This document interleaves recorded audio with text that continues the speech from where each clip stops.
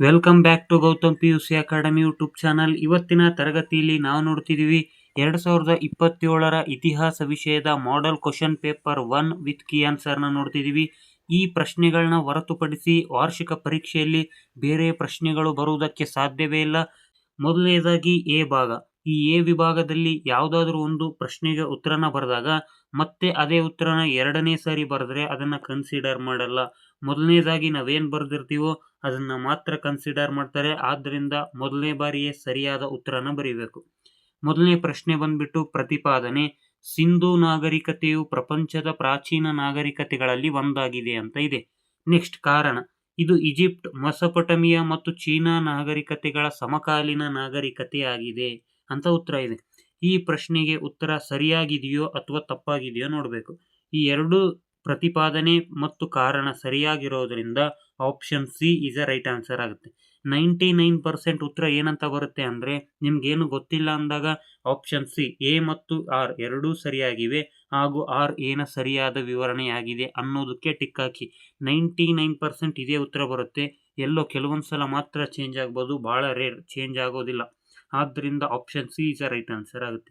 Next ಎರಡನೇ ಪ್ರಶ್ನೆ ಬಂದ್ಬಿಟ್ಟು ಶಾತವಾಹನರ ರಾಜಧಾನಿ ಪ್ರತಿಷ್ಠಾನ ಪ್ರಸ್ತುತ ಕಂಡುಬರುವ ರಾಜ್ಯ. ಅವ್ರು ಕೇಳಿರೋದು ಪ್ರಸ್ತುತ ಕಂಡುಬರುವ ರಾಜ್ಯ ಯಾವುದು ಅಂತ ಕೇಳಿದ್ದಾರೆ.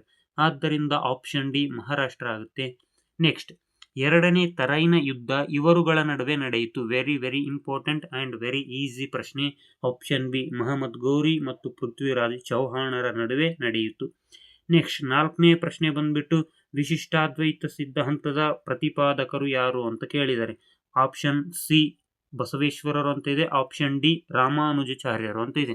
ಈ ಎರಡರಲ್ಲಿ ತುಂಬಾ ಜನ ಕನ್ಫ್ಯೂಸ್ ಮಾಡ್ಕೊಳ್ತಾರೆ. ಯಾಕಂದ್ರೆ ತುಂಬಾ ಜನ ಆಪ್ಷನ್ ಸಿ ಬಸವೇಶ್ವರರಾಗ್ತಾರೆ. ಯಾಕಂದ್ರೆ ನಾವು ಮೊದಲು ತಿಳ್ಕೊಂಡಿರ್ಬೇಕು ದ್ವೈತ ಯಾರ್ದು, ಅದ್ವೈತ ಯಾರ್ದು, ಶಕ್ತಿ ವಿಶಿಷ್ಟಾದ್ವೈತ ಯಾರದು, ವಿಶಿಷ್ಟಾದ್ವೈತ ಯಾರ್ದು ಅಂತ. ಆಪ್ಷನ್ ಡಿ ರಾಮಾನುಜಾಚಾರ್ಯ ಆಗುತ್ತೆ. ನೆಕ್ಸ್ಟ್ ಭಾರತೀಯ ಕಾಂಗ್ರೆಸ್ ಮೊದಲ ಅಧಿವೇಶನ ನಡೆದ ವರ್ಷ.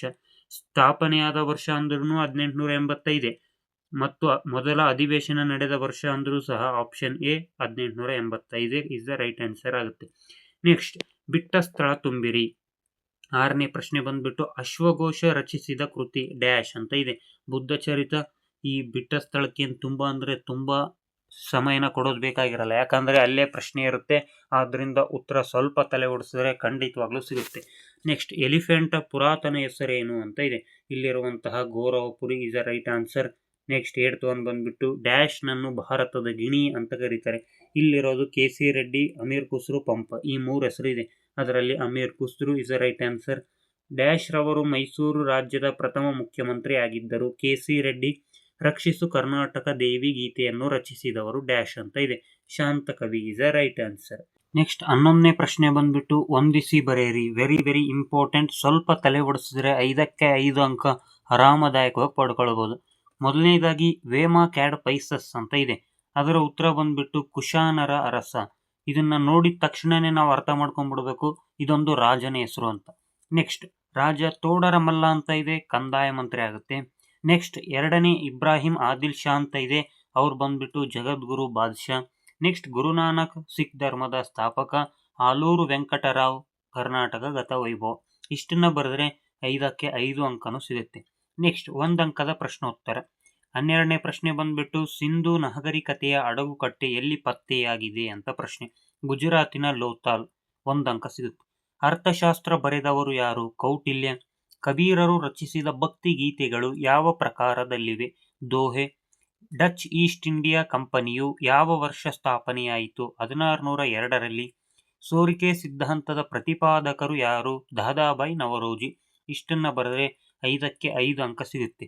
1 ಅಂಕದ ಪ್ರಶ್ನೆಗಳಲ್ಲಿ ಕಠಿಣ ಪ್ರಶ್ನೆಗಳಾವು ಅಂದ್ರೆ ಈ ರೀತಿಯ 1 ಅಂಕದ ಪ್ರಶ್ನೆ. MCQ ಆರಾಮವಾಗಿ ಬರೀಬಹುದು, ಬಿಟ್ಟ ಸ್ಥಳ ಹೊಂದಿಸಿ ಬರೀಬಹುದು. ಆದರೆ ಈ ರೀತಿಯ ಪ್ರಶ್ನೆಗಳನ್ನ 5ಕ್ಕೆ 5 ಅಂಕ ಪಡ್ಕೊಳ್ಬೇಕು. ನೆಕ್ಸ್ಟ್ 2 ಅಂಕದ ಪ್ರಶ್ನೋತ್ತರ. Very very important. ಈ ಕೆಳಗಿನ ಯಾವುದಾದರೂ 8 ಪ್ರಶ್ನೆಗಳಿಗೆ ಉತ್ತರನ ಬರೆಯಿರಿ ಅಂತ ಪ್ರಶ್ನೆ ಇದೆ. ಮೊದಲನೇದಾಗಿ ಭಾರತದ 2 ಇತರೆ ಹೆಸರುಗಳನ್ನು ಬರೆಯಿರಿ. ಭರತಖಂಡ, ಭರತ ದ್ವೀಪ, ಜಂಬೂ ದ್ವೀಪ, ಭರತ ವರ್ಷ, ಇಂಡಿಯಾ. ಇನ್ನೂ ಅನೇಕ ಹೆಸರುಗಳಿವೆ. ಹಿಂದೂ ಭಾರತ ಅಂತಲೂ ಕರೀತಾರೆ. ಈ ರೀತಿ ಯಾವುದಾದ್ರೂ 2 ಹೆಸರನ್ನ ಬರೀಬಹುದು. ನೆಕ್ಸ್ಟ್ ಭಾರತದಲ್ಲಿ ಉದಯಿಸಿರುವ ಯಾವುದಾದರೂ 2 ಪ್ರಮುಖ ಧರ್ಮಗಳನ್ನು ಬರೆಯಿರಿ ಅಂತ ಪ್ರಶ್ನೆ ಕೇಳಿದರೆ ಹಿಂದೂ ಧರ್ಮ, ಜೈನ್ ಧರ್ಮ, ಬೌದ್ಧ ಧರ್ಮ, ಸಿಖ್ ಧರ್ಮ. ಈ 4 ಧರ್ಮಗಳಲ್ಲಿ ಯಾವುದಾದರೂ 2 ಧರ್ಮನ ಬರೀಬೇಕು. ನೆಕ್ಸ್ಟ್, ಪ್ಯಾಲಿಯೋಲಿಥಿಕ್ ಪದದ ಅರ್ಥವೇನು? ಪ್ಯಾಲಿಯೋ ಎಂದರೆ ಹಳೆಯ ಮತ್ತು ಲಿಥಿಕ್ ಎಂದರೆ ಶಿಲೆ. ಒಟ್ಟಾರೆಯಾಗಿ ಹಳೆಯ ಶಿಲಾಯುಗ ಎಂದರ್ಥ. ನೀವು ಈ ರೀತಿಯನ್ನು ಬರೀಬಹುದು. ಪ್ಯಾಲಿಯೋಲಿಥಿಕ್ ಎಂಬ ಪದವು ಗ್ರೀಕ್ ಪದಗಳಿಂದ ಬಂದಿದ್ದು ಅಂತಾನು ಮೆನ್ಷನ್ ಮಾಡಬಹುದು.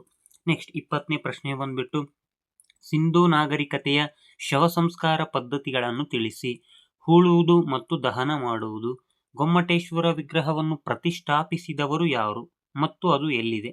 ಚಾವುಂಡರಾಯ ಪ್ರತಿಷ್ಠಾಪಿಸ್ತಾರೆ ಮತ್ತು ಅದು ಶ್ರವಣಬೆಳಗೊಳದಲ್ಲಿದೆ.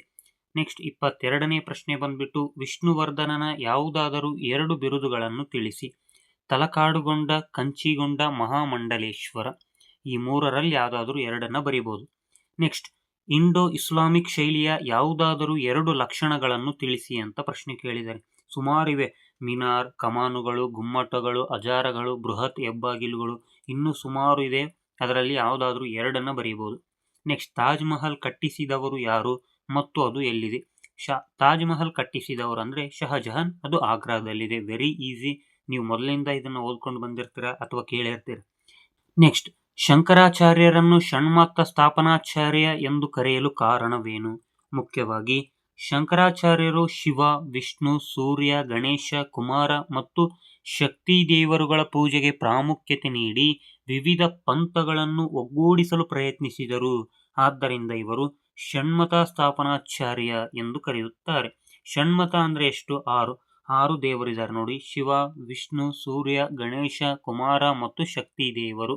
6 ದೇವರು. ಅನುಭವ ಮಂಟಪವನ್ನು ಸ್ಥಾಪಿಸಿದವರು ಯಾರು ಮತ್ತು ಅದು ಎಲ್ಲಿದೆ? ವೆರಿ ವೆರಿ ಈಸಿ ಪ್ರಶ್ನೆ.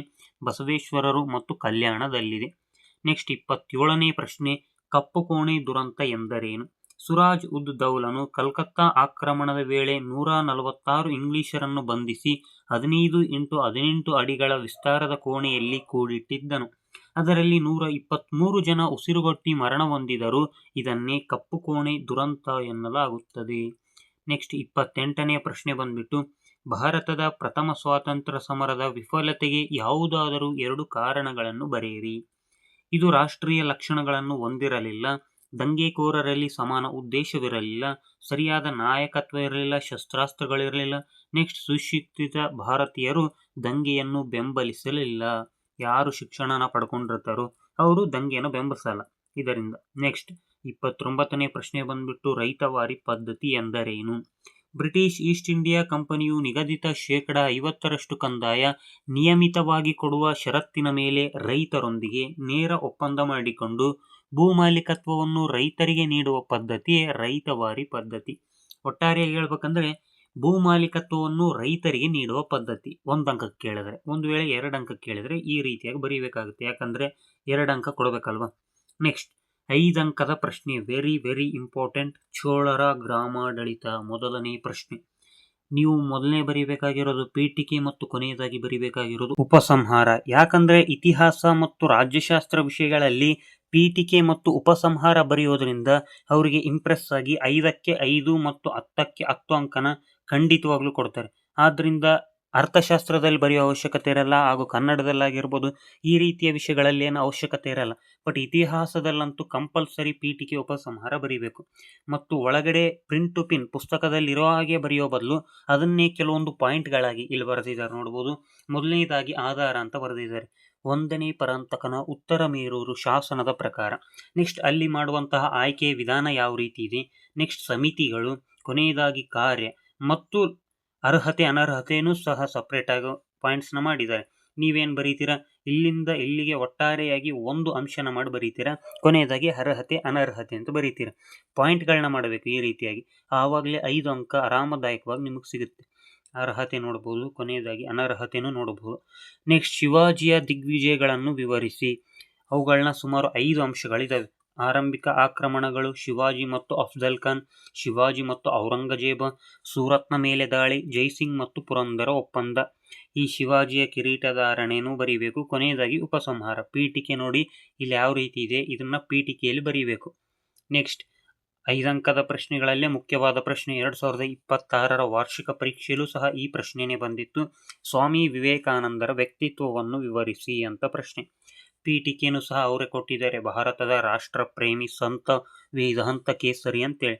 ಪಾಯಿಂಟ್ಸನ್ನ ಯಾವ ರೀತಿ ಮಾಡ್ಬೇಕಂದ್ರೆ ಇಲ್ಲಿನೂ ಸಹ ಸ್ವಲ್ಪ ಮಾಡಿದ್ದಾರೆ ಅನ್ನೋ ಭಾವನೆ ಬರ್ಬೇಕು ನಿಮಗೆ. ಯಾವ ರೀತಿ ಅಂದರೆ ಮೊದಲನೇದಾಗಿ ಈಗ ಬುದ್ಧಂದು ಬರೆಯುವಾಗ ನಾವು ಯಾವ ರೀತಿ ಮಾಡ್ತೀವೋ ಆರಂಭಿಕ ಜೀವನ ಆಗಿರ್ಬೋದು, ಆರಂಭಿಕ ಜೀವನ ಬರೀಬೇಕು.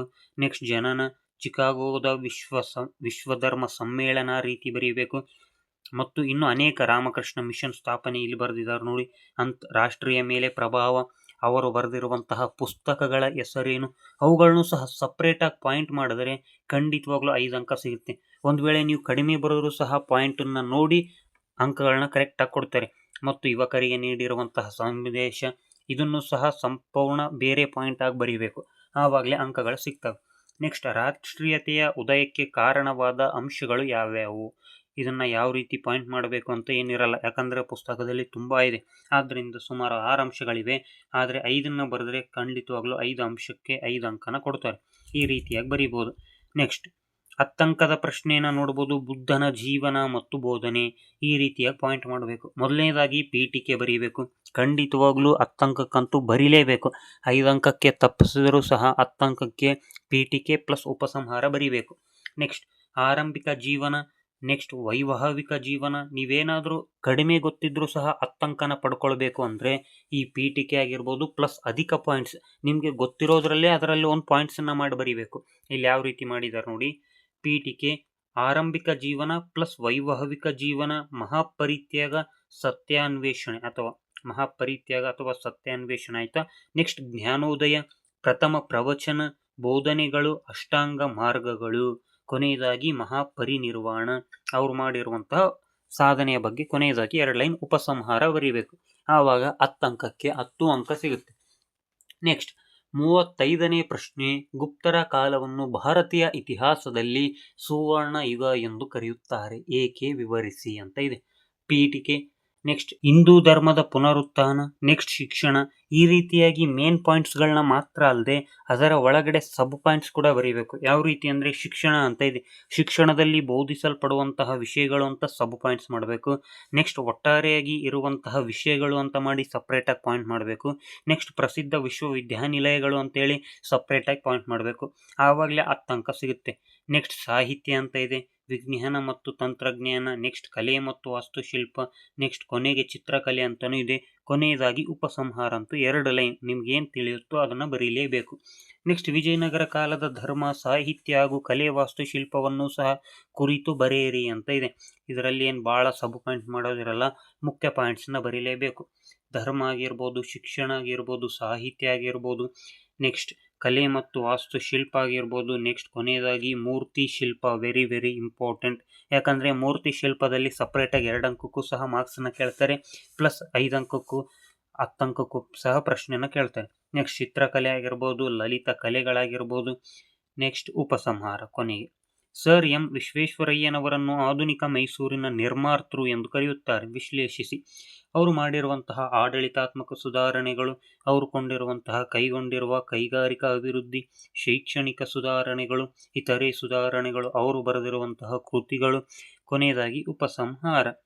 ನೆಕ್ಸ್ಟ್ ಮುಖ್ಯವಾಗಿ ಕಾಲಾನುಕ್ರಮ, ವೆರಿ ವೆರಿ ಇಂಪಾರ್ಟೆಂಟ್. ಯಾಕಂದರೆ ಇವೇ ಕಾಲಾನುಕ್ರಮ ಬರ್ತವೆ ಅಂತ ಹೇಳಲ್ಲ, ಆದರೆ ಮೊದಲನೇದಾಗಿ ಅವ್ರು ಯಾವ ಪ್ರಶ್ನೆನೂ ಕೇಳಿದ್ರು ಭಾರತಕ್ಕೆ ಆರ್ಯರ ಆಗಮನ ಅಂತ ಮೊದಲು ಏನಾದರೂ ಇದ್ದರೆ ಇಡೀ ಅದರಲ್ಲಿ ಆರ್ಯರ ಆಗಮನ ಅಂತಲೇ ಫಸ್ಟಿಗೆ ಬರುತ್ತೆ. ಯಾಕಂದರೆ 4ನೇ ಅಧ್ಯಾಯದಿಂದನೇ ಒಂದು ಕಾಲಾನುಕ್ರಮನ ಕೇಳ್ತೀನಿ ಅಂತ ಬ್ಲೂ ಪ್ರಿಂಟ್ ಬಂದಿದೆ. ಆದ್ದರಿಂದ ಖಂಡಿತವಾಗ್ಲೂ ಭಾರತಕ್ಕೆ ಆರ್ಯರ ಆಗಮನನೇ ಫಸ್ಟ್ ಇರುತ್ತೆ. ನೆಕ್ಸ್ಟ್ ಮೊದಲ ಪಾಣಿಪತ್ ಕದನ ಆಗುತ್ತೆ. ನೆಕ್ಸ್ಟ್ ಬ್ರಹ್ಮ ಸಮಾಜದ ಸ್ಥಾಪನೆ, ಆ್ಯಂಡ್ ಕೊನೆಯದಾಗಿ ಮೈಸೂರು ರಾಜ್ಯಕ್ಕೆ ಕರ್ನಾಟಕ ಎಂದು ಮರುನಾಮಕರಣ ಮಾಡಿದ್ದು. ಯಾಕಂದರೆ ಮೈಸೂರು ರಾಜ್ಯಕ್ಕೆ ಅಂತಂದಾಗ ಅದು ಬರೋದೇ ಕೊನೆಯ ಅಧ್ಯಾಯದಲ್ಲಿ, 7ನೇ ಅಧ್ಯಾಯ, ಆದ್ದರಿಂದ ಕೊನೆಯದಾಗೆ ಬರುತ್ತೆ. ನೆಕ್ಸ್ಟ್ ಸೂಚನೆಗಳಿಗೆ ಅನುಗುಣವಾಗಿ ಇವುಗಳನ್ನು ಗುರುತಿಸಿ ಅಂತ ಇದೆ. ಪಾಟಲಿಪುತ್ರ, ಬಾದಾಮಿ, ಆಗ್ರಾ, ಬಾಂಬೆ, ಜಲಿಯನ್ ವಾಲಾಬಾಗ್. ಇವುಗಳನ್ನ ಯಾವ ರೀತಿ ನೆನ್ಪಿಟ್ಕೊಳ್ಬೇಕಂತನೂ ಸಹ ಸಪ್ರೇಟಾಗಿ ವಿಡಿಯೋ ಮಾಡಾಕ್ತೀನಿ, ಅವುಗಳನ್ನು ಸಹ ಪಾಲಿಸಿ 10ಕ್ಕೆ 10 ಅಂಕನ ಆರಾಮದಾಯಕವಾಗಿ ಪಡ್ಕೊಳ್ಬೋದು. ಮುಖ್ಯವಾಗಿ ಗುರುಸೋದಲ್ಲಾದರೂ ಸಹ ಕರೆಕ್ಟಾಗಿ ಗುರುತಿಸಿ. ನೀವು ಬರೆದು ನೆನ್ಪಿಟ್ಟು 5 ಅಂಕನ ಪಡ್ಕೊಳ್ಬಲ್ಲ, ಕೇವಲ ಗುರುತಿಸಿದರೆ ಸಾಕು 5 ಅಂಕ ಸಿಗುತ್ತೆ. ಅದಕ್ಕೆ ಸಪ್ರೇಟಾಗಿ ವಿಡಿಯೋ ಮಾಡ್ತೀನಿ, ಅದನ್ನು ಸಹ ಕರೆಕ್ಟಾಗಿ ನೋಡ್ಕೊಳ್ಳಿ. ಇದು ದೃಷ್ಟಿ ವಿಕಲನಚೇತನ ಮಕ್ಕಳಿಗೆ ಮಾತ್ರ ಅಕ್ಬರ್ನ ಜೀವನ ಮತ್ತು ಸಾಧನೆ. ಈ ರೀತಿಯಾಗಿ ಬರೆದ್ರೆ ನೀವು ಸಹ 80ಕ್ಕೆ 80 ಅಂಕಗಳನ್ನ ಆರಾಮದಾಯಕವಾಗಿ ಪಡ್ಕೊಳ್ಬೋದು.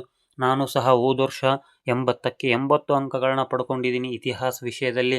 ನೀವು ಸಹ ಅದೇ ರೀತಿಯಾಗಿ ಪಡ್ಕೊಳ್ಳಿ. ನೆಕ್ಸ್ಟ್ ಮುಂದಿನ ವಿಡಿಯೋದಲ್ಲಿ ಭೇಟಿಯಾಗೋಣ.